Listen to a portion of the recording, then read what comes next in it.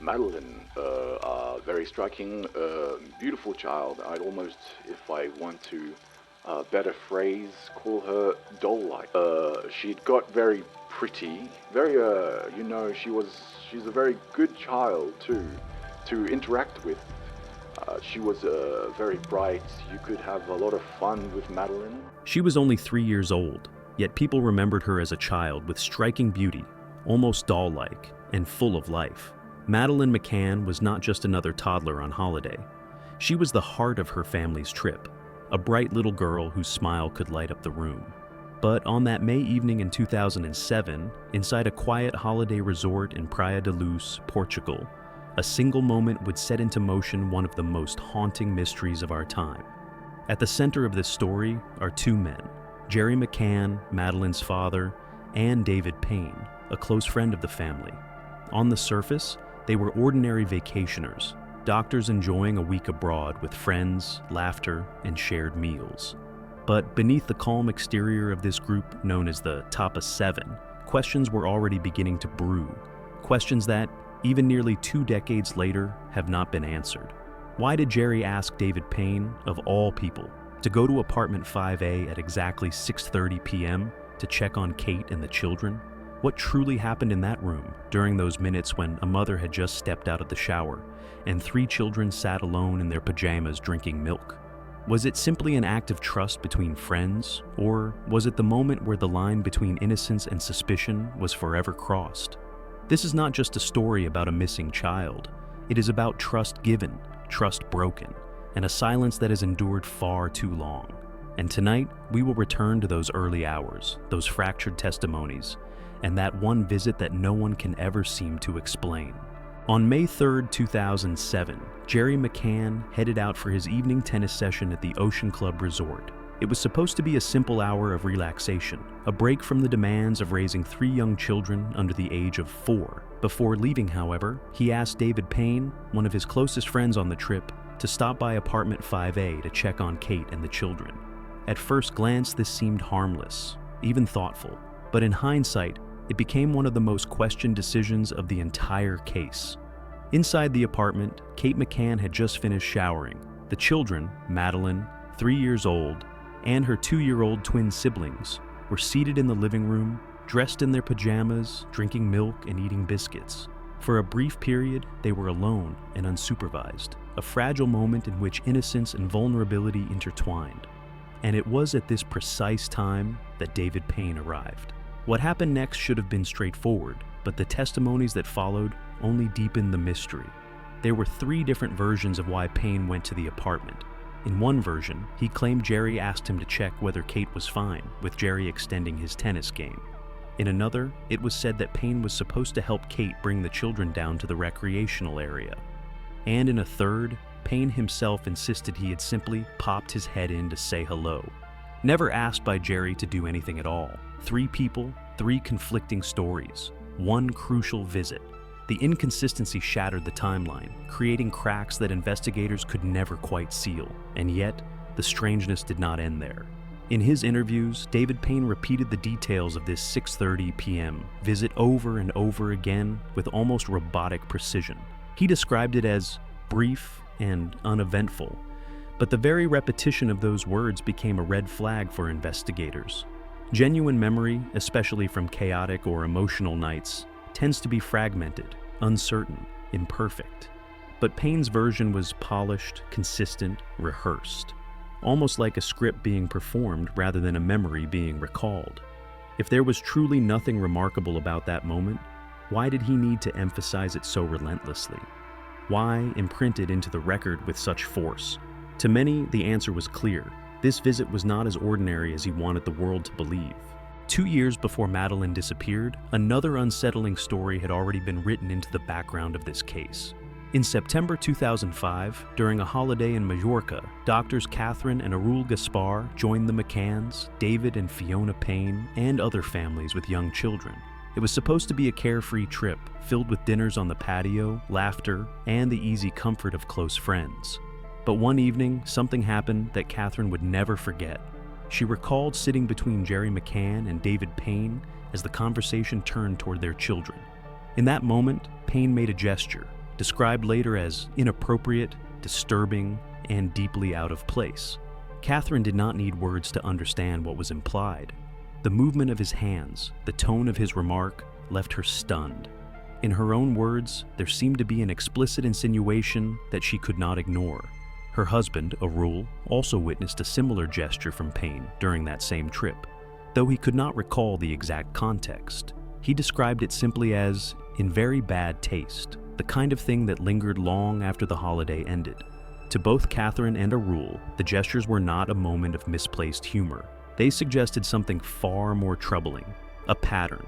Catherine became so uneasy that she quietly changed her own behavior. When the parents rotated duties of bathing the children, she refused to let Payne be alone with her daughter. She told Arul to stay nearby if Payne ever volunteered to help. This was not paranoia. It was a doctor's instinct, sharpened by a sense of something she could not dismiss. For 2 years, the Gaspars remained silent, carrying their discomfort privately. But on May 16, 2007, just 2 weeks after Madeleine's disappearance, they came forward with sworn statements to the Leicestershire police. They described in detail the gestures they had witnessed, the context, the names of those present. They even provided photographs to confirm the group's presence during that holiday. Their testimony should have changed everything. Yet, despite the weight of their statements, David Payne was never formally questioned in the UK about these allegations. No follow-up, no psychological assessment, no attempt to confront him with what had been reported. The silence that followed was deafening, and it has remained so to this day. As the evening of May 3rd unfolded, the timeline grew murky. Between 8:30 and 10 p.m., when Madeleine is believed to have vanished, David Payne seemed to disappear from the record. No friend, no staff member, no guest at the Ocean Club could independently confirm his whereabouts during this 90-minute window. For investigators, this was more than a coincidence. It was a vacuum, one that overlapped perfectly with the disappearance of a 3-year-old girl. At around 9 p.m., members of the Smith family, visiting from Ireland, reported seeing a man walking briskly through the streets of Praia da Luz. He carried a young child, barefoot, wearing light-colored pajamas, her head slumped as if she were asleep, or worse. Months later, when the Smiths saw Jerry McCann on television carrying his own child, they shuddered. The way he held her matched what they had seen that night. Was it Jerry himself? Or someone else with an uncanny resemblance? The sighting remains one of the most haunting puzzle pieces of the case. But Payne's absence from the timeline was not the only silence that troubled investigators. His mobile phone showed no activity for the entire day of May 3rd. No calls, no texts, no digital trail. In an age where phones constantly ping towers, leaving behind traces of movement and life, Payne left nothing. To some, it looked deliberate, as though he had stepped into the shadows at the very moment when his presence mattered most. Then came the dogs. Specially trained cadaver and blood detection dogs were brought into apartment 5A weeks later. What they found was chilling. The cadaver dog alerted strongly in the corner of the bedroom where Madeleine had last slept. It also signaled in the living room near a wardrobe, an area that could have been used, investigators believed, to briefly hide a body. Even more disturbing, both dogs reacted to the trunk of a Renault Scenic rental car hired by the McCanns nearly a month after Madeleine's disappearance. DNA analysis from samples beneath the apartment tiles revealed 15 out of 19 markers consistent with Madeleine's profile. While not legally conclusive, the probability of coincidence was vanishingly small. To forensic specialists, it suggested one thing. At some point, Madeleine's blood had been in that room. No signs of forced entry were ever found. No shattered locks, no broken windows. Whoever entered that apartment did so with familiarity, with access, with trust. And on that evening, only 2 men fit that description, Jerry McCann and David Payne. In criminal investigations, small contradictions often speak louder than polished stories. Genuine memory tends to splinter under stress. People misremember times, confuse details, and stumble over sequence. Yet, in the case of the Tapa 7, the group of friends who dined with the McCanns that night, something stood out. Their testimonies did not fracture. They fused together like a script rehearsed behind closed doors. Time after time, in police interviews, the same hours were repeated. 6:30 p.m., 8:30 p.m., 9 p.m. These timestamps appeared with uncanny precision across multiple statements, as if etched into stone.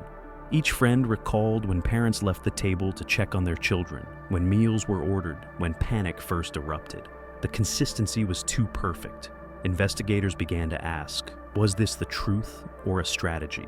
Portuguese authorities suspected the group had closed ranks, fearful of being charged with negligence. After all, leaving toddlers alone in unlocked apartments while dining and drinking was, at minimum, irresponsible.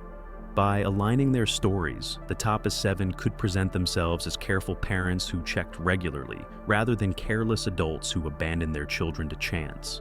But beneath this layer of protection, darker questions lingered. Why did David Payne's timeline need so much reinforcement? Why did Jerry McCann's movements slot so neatly into the evening schedule? And why did no one in the group ever contradict another, not even once? For seasoned investigators, the silence between friends was almost louder than their words. It was not the messy silence of trauma, it was the polished silence of agreement, whether out of loyalty, fear, or something deeper. The Tapas 7 presented a united front, and that unity, instead of bringing clarity, only deepened suspicion. In the chaos that followed Madeleine's disappearance, people expected a father torn apart, a man desperate, frantic, shattered by grief. Yet, what witnesses saw in Jerry McCann was something else entirely: control. In those first critical hours, while Kate broke down in visible anguish, Jerry stepped back, almost detached, as if he had already decided his role would not be emotional, but strategic. Neighbors, friends, even police officers noted the same thing. Jerry was not stumbling over words or paralyzed by shock. Instead, he spoke clearly, calmly, often letting Kate carry the emotional weight while he observed from the sidelines. To some, this composure was admirable. To others, it was chilling. It looked less like the panic of a father who had just lost his daughter, and more like the discipline of a man managing a narrative. Within days, Jerry moved into action. Media advisors were hired, press conferences carefully staged, interviews tightly controlled. He approved requests, directed messaging, and curated the family's public image with the precision of a professional campaign. A website was launched, a fund was created, and every move was designed to project strength, hope, and purpose. But behind that polished exterior lay an unease. Uncomfortable questions about timelines, inconsistencies, and forensic evidence were often brushed aside, dismissed, or silenced with legal threats. And always, in the shadows of those questions, stood David Payne. The man who had last entered apartment 5A before Madeleine vanished was rarely, if ever, mentioned in Jerry's interviews. His name seemed to dissolve into silence, as though erasing him from the narrative would erase the suspicion that followed him. For some observers, Jerry's behavior did not prove guilt, but it hinted at knowledge. In criminal psychology, experts often note that those closest to a crime reveal their proximity not through what they confess, but through how they behave. Innocent parents collapse under grief, clinging to hope, stumbling through raw emotions. But Jerry McCann managed the storm as if he had already known the ending. Whether born of fear, loyalty, or something darker, his composure continues to haunt the case. Because sometimes, silence is not protection, it is preparation. And in Jerry's silence about David Payne, many believe the truth still hides. In the aftermath of Madeleine's disappearance, one pattern became impossible to ignore: silence. Not just the silence of unanswered questions, but the deliberate quiet of people who should have spoken and never did. David Payne, once central to the narrative, slipped away from public life almost immediately. He gave no interviews, issued no denials, and never addressed the disturbing Gaspar statements. While others appeared in campaigns, fundraisers, and appeals, Payne vanished from the spotlight, leaving behind only questions and the faint outline of a man who may have known too much. Meanwhile, the Tapas 7, the friends who shared meals, laughter, and tragedy with the McCanns, remained unbreakably united.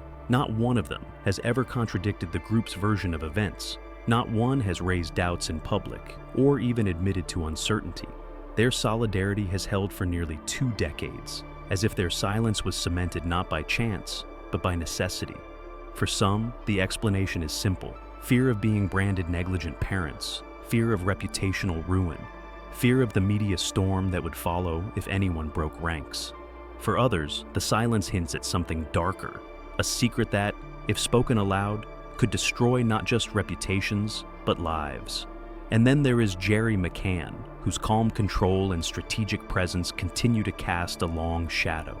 His decision to trust David Payne with his children on that night, his refusal to ever confront or even acknowledge the troubling testimonies, his grip on the family's public narrative, these remain the most troubling questions of all. 18 years later, Madeleine's face still appears on posters, her name still lingers in headlines, but the silence of those closest to her is louder than any plea. Was it loyalty that bound them together, or fear? Were they shielding themselves from charges of negligence, or shielding each other from a far darker truth? Until someone breaks that silence, the mystery of what happened on that warm evening in Praia da Luz will remain unresolved. And perhaps the answers lie not in the noise of speculation, but in the voices that refuse to speak.